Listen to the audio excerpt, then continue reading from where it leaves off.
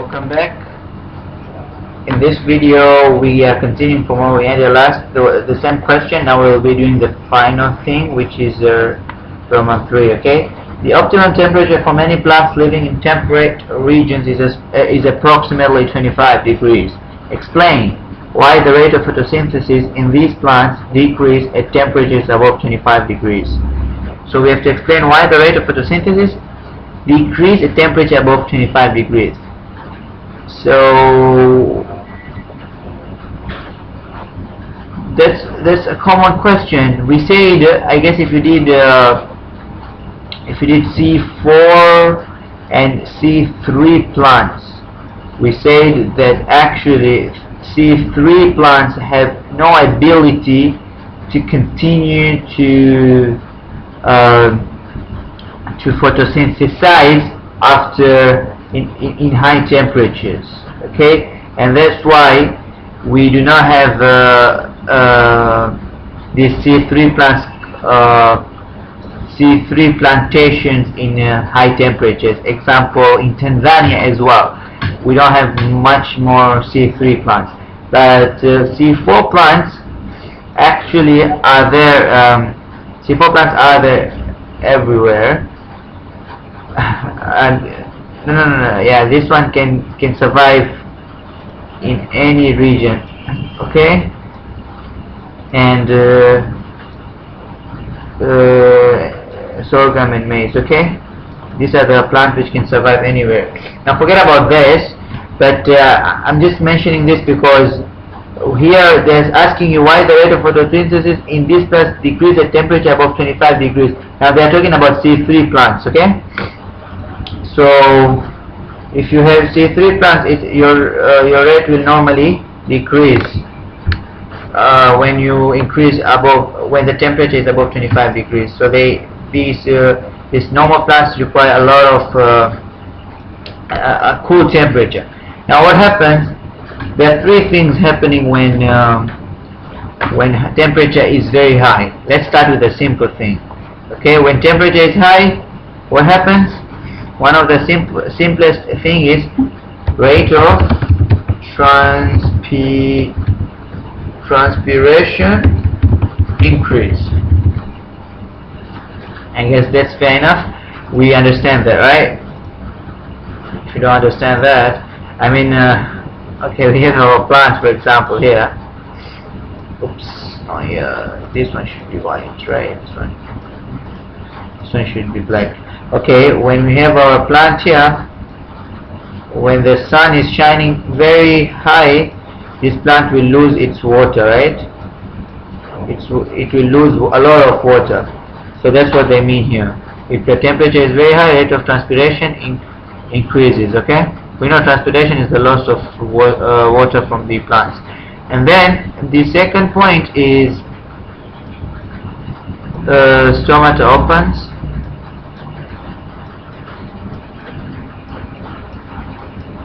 Sorry, stomata closes.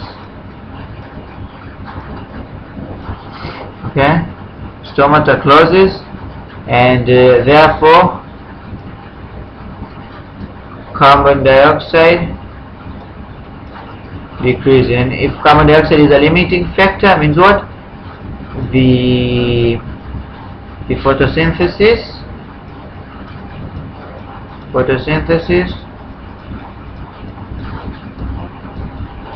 will also go down. Okay, if carbon dioxide is a limiting factor. So these are the 2 points, the simple 2 points. Now we'll go for this sort of sophisticated point, but then it's not something we can't understand. Okay, so we will. This is the second point. It's not the third point. Okay. Now we'll go for the last point, which is the third point. Now here it says when there is high temperature, what happens is there are two things happening. Okay, there are two more things. Enzymes gets denatured. Enzyme denatured at a high temperature. Okay, not only that, not only enzyme gets denatured, Also there is this there is photorespiration taking place.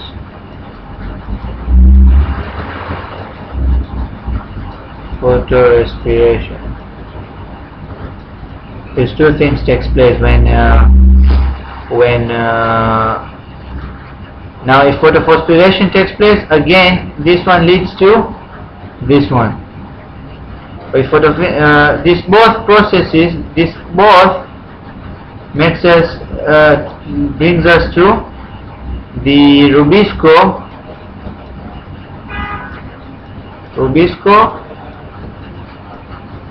goes down, right?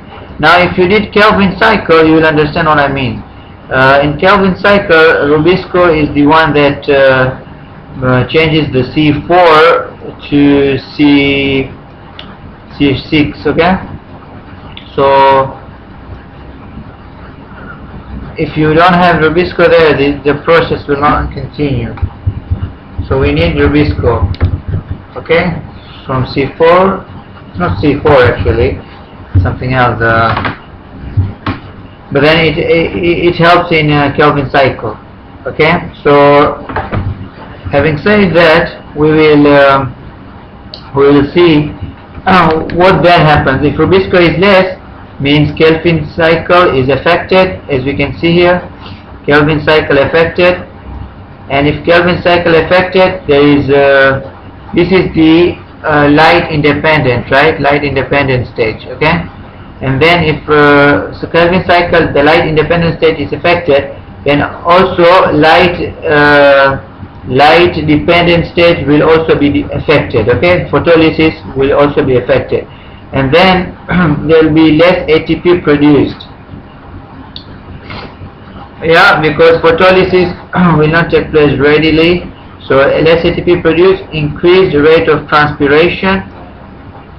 Now this one is the same thing here. We say this is photorespiration. Okay, this is not the point over here. I mean, we are not supposed to consider this. So Kelvin cycle affected, less photolysis, less ATP produced. Okay, I hope that's clear. Enzyme denatured and photorespiration causes Rubisco to get less, which in turn causes Kelvin cycle to be affected negatively, and so photolysis, the light dependent state, also gets affected. It becomes less, and then therefore we get also less ATP produced. Okay, so I hope that was very clear. And there is one thing which they want us to mention, the compensation point. Now just to make you, I mean, just to give you a little knowledge, compensation point.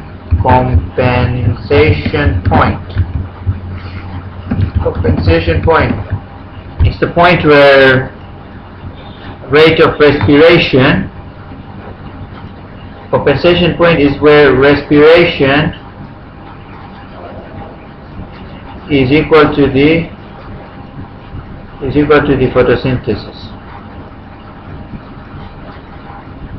Okay. So if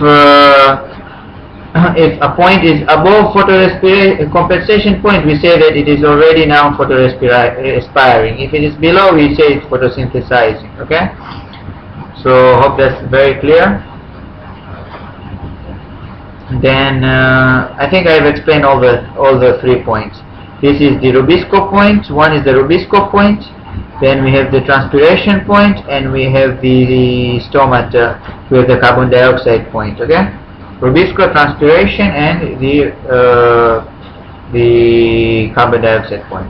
Hope that was helpful, and I'll see you in the next video.